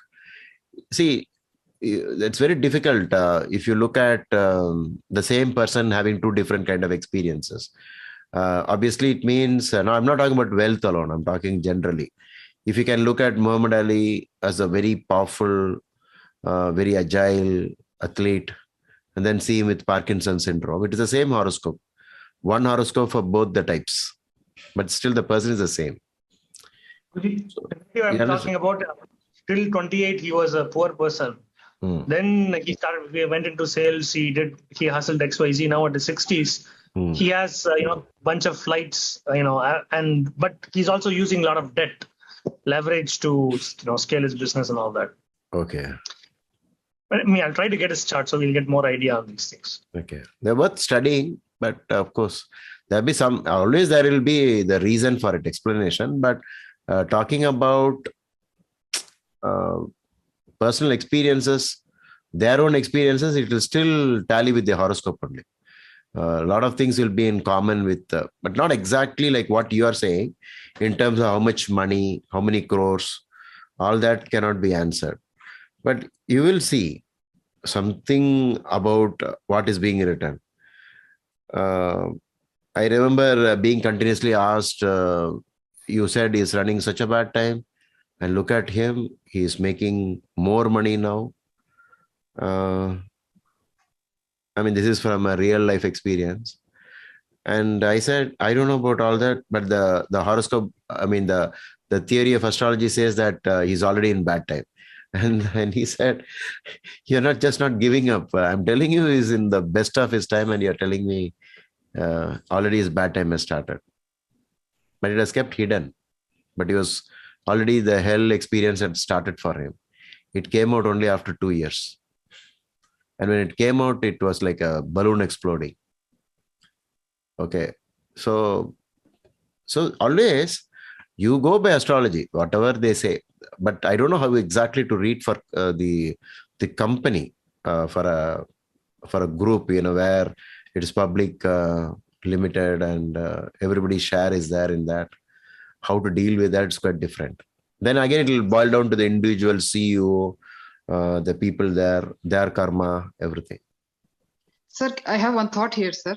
Yes. The diseases, debts, and enemies. Can we say the gain from the debt is equal to gain from enemies, because they are using the debt and gains some money through it. Yes. Yes, you can use some logics like that. Because somewhere states gain from the enemies. Yes. Gain from the enemies. Yes. And that is also one of the luck for foreign countries, right? What is that? Sixth Lord in the second. Luck in foreign, they make a lot of money when they go abroad. Yes, sir. Yes, sir. Correct? Sixth in the 10th is also a lot of wealth in foreign countries. But it sounds bad, right? Because there is a 6th house factor and there's a 10th house. Dushtana and Karmasthana connection. In spite of that, the Maharishi Parashara says it's good for wealth in a foreign land. So you can read in between the lines and try to figure out what logic the Rishi has used and use it diligently. Sir, maybe they were telling in dharmic concept. Now, without it's difficult, because the angle in which they are telling is quite different, One thing I'll tell you, for example, Saturn the second, poverty. But if you really want to reword that, for most people who are in the material world and having Saturn in the second, you know what? Even when they are wealthy, the first question they'll ask is, how's my wealth? Can you say something about my wealth? When am I going to get rich? You'll already be rich. Then I understood that they are feeling poor. So it all boils down to what is your way of looking at it, experience. You will compare with someone else who's so rich. You'll say, compared to that, I am a very poor man. But it's not like a joke. They really ask that question again and again. There's some fear, I think, connected to that. Yes, sir. They are always survival. They have too much survival instincts. Yeah, something, will I survive? Fear factor. Will this happen or not? According to the normal standards, they're already doing well. In spite of that, that will be the question. Sometimes they also have poverty experiences, like our ex-CM Jayalalitha had. It was because the mother told, we are poor. That's why I'm asking you to act. And she asked, it seems, are we really poor? Yes. We'll soon go to the streets if you don't act. So maybe what is the logic here is, even if the Atma goes through one day experience, the condition is fulfilled. The rest of the time you are a millionaire, it doesn't matter. Okay. Guruji, in Saturn in the second, I have to ask regarding this Saturn in the second. Sixth Lord in the second and fifth Lord in the second. These are all wealth bringing combinations. But Saturn in the second. So that is from Brigu Sutra. Yes, sir. Both we have to combine both. Sir, Saturn in the second as fifth Lord and sixth Lord. Yeah. And then even then, the person has to go through the poverty once in or something, right, sir? Yeah. They will go through. There will be trouble, and that will be the seed why they're going abroad. Something will be there. Some connection will be there. There is a loan to pay. He says, I'll take student loan, take loan, and then go abroad. It all starts like that. Once they go abroad, the enemies there, the competition there becomes the sixth house and spares them from the actual money problem. when they become rich. And in Guruji, Saturn Dasha, they will go through even they will have all these instincts, sir. Even though Yeah, survival instincts. And yeah, they'll still have the same fear. Always the uncertainty, everything they'll have.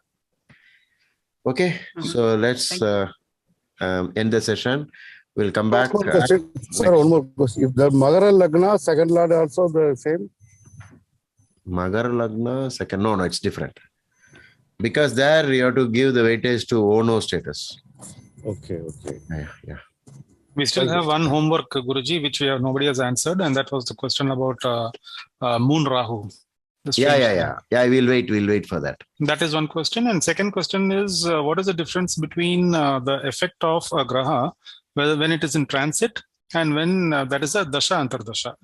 So is there a difference like for dasha antardasha, it's only the functional nature that works, whereas in transit, it is a natural nature that works. Is that the difference, Guruji? Yeah, correct.